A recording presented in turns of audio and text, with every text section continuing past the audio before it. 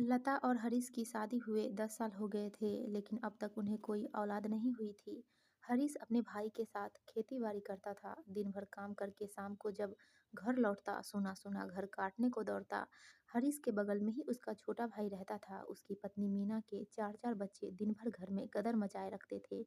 अपना अकेलापन दूर करने के लिए लता मीना के बच्चों को बुला लेती और उसके साथ खुद भी बच्चा बनकर खेलने लगती। वह उन्हीं से अपना मन बहला लेती थी। एक दिन लता बच्चों को बुलाकर उनके साथ खेल रही थी कि मीना ने न जाने क्यों बच्चों को तुरंत वापस बुला लिया और उन्हें मारने-पीटने लगी। उसकी आवाज़ ज़ोर-ज़ोर से आ रही थी, "तुम बार-बार वहाँ मत जाया करो। वहाँ भूत-प्रेत रहते हैं, उन्होंने उसकी कोख उजाड़ दी है। वह बाँझ है, तुम अपने घर में ही खेला करो।" लता यह सुनकर उदास हो गई। कौन-सी मनौती नहीं माँगी थी। तमाम मंदिरों में माथा रगड़-रगड़ आई। मंदिर की पुजारन ने उससे कई टीन सरसों के तेल के दिए मंदिर में जलवा दिए, लेकिन कुछ नहीं हुआ। इतना सब करने के बाद भी उसकी गोद सूनी ही रही। अब वह क्या करे? लता का जी चाहा कि वह खूब जोर-जोर से रोए। उसमें क्या कमी है जो उसकी गोद खाली है? उसने किसी का क्या बिगाड़ा है? मीना जो कह रही थी क्या सचमुच उसके घर में भूत-प्रेत रहते हैं? लेकिन उसके साथ तो कभी ऐसी कोई अनहोनी घटना नहीं घटी, तो फिर कैसे वह यकीन करे? लता फिर से सोच में डूब गई। लेकिन मीना तो कह रही थी कि भूत-प्रेत ही मेरी गोद नहीं भरने दे रहे हैं। हो सकता है कि मीना सच कह रही हो। इस घर में कोई ऊपरी साया हो जो मुझे फलने-फूलने नहीं दे रहा है। नहीं तो मीना की शादी मेरे साथ हुई थी।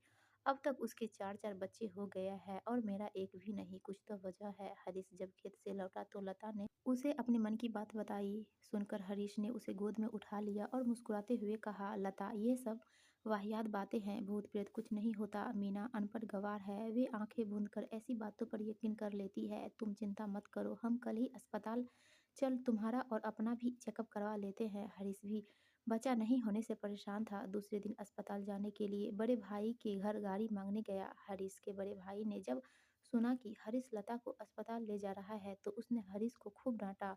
वह कहने लगा, "अब यही बचा है, तुम्हारी औरत के शरीर को डॉक्टर हाथ लगाएगा, उसे शर्म नहीं आएगी पराए मर्द से शरीर छुआने में, तुम भी बेशर्म हो गए हो।" "अरे भैया, वहाँ लेडी डॉक्टर भी होती हैं जो केवल बच्चा जनने वाली औरत को ही देखती है," हरीश ने समझाया। "चुप रहो, जैसे मैं कहता हूँ वैसा करो, गाँव में ओझा से झाड़-फूँक कराओ, सब ठीक हो जाएगा।" हरीश चुपचाप खड़ा रहा। "आज ही मैं ओझा से बात करता हूँ, वो दोपहर तक आ जाएगा। गाँव की ढेरों औरतों को उसने झाड़ा है, वे ठीक हो गई हैं, उनके बच्चे भी हुए हैं। भैया, ओझा भूत-प्रेत के नाम पर लोगों को ठगता है, झाड़-फूँक से बच्चा नहीं होता।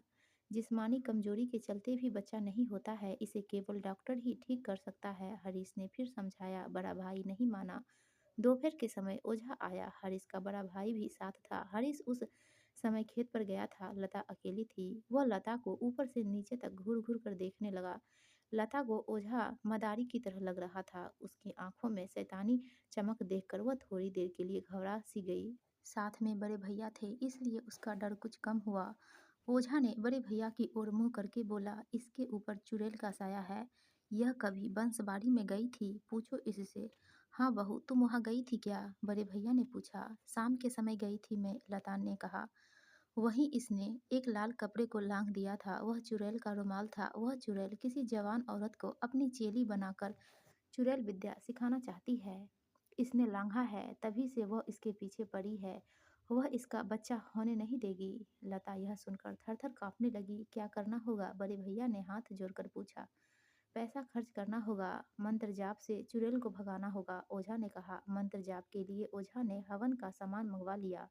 दूसरे दिन से ही ओझा वहाँ आने लगा। वह जब लता को झाड़ने के लिए आता, मीना भी लता के पास आ जाती। एक दिन मीना को कोई काम याद आ गया।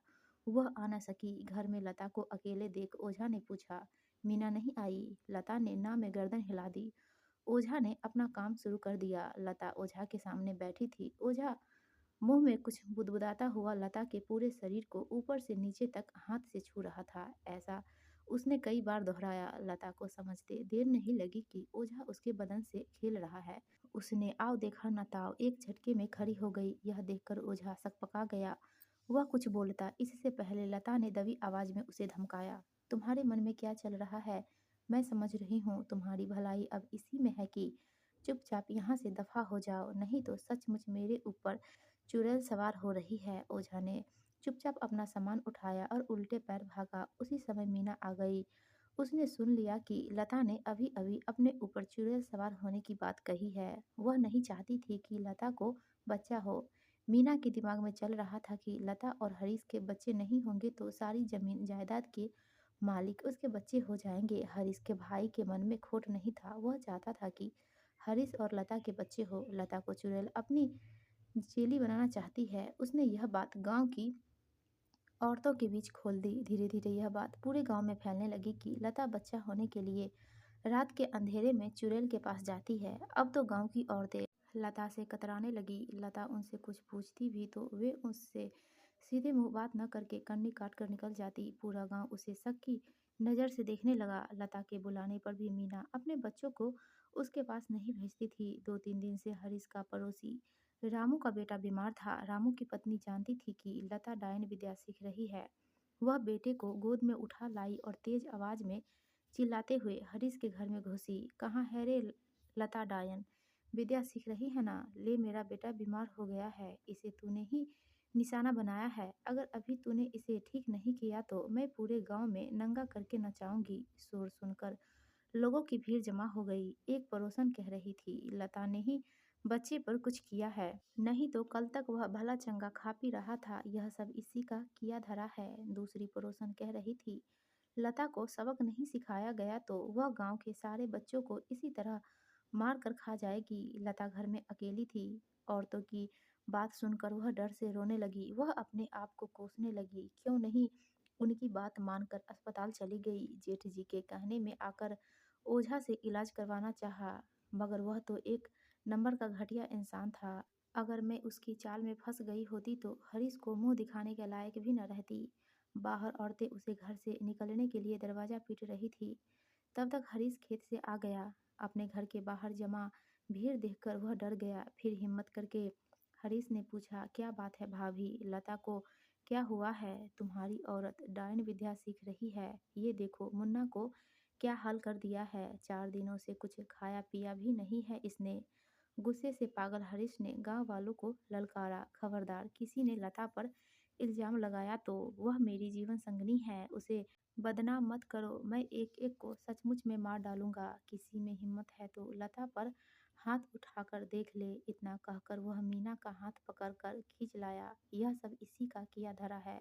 बोलो मीना, तुमने ही गांव की औरतों को यह सब बताया है। झूठ मत बोलना। कमला चाची ने मुझे सब कुछ बता दिया है। कमला चाची भी वहाँ सामने ही खड़ी थी। मीना उन्हें देखकर अंदर तक कांप गई। उसने अपनी गलती मान ली। हरीश ओझा को भी पकड़ लाया।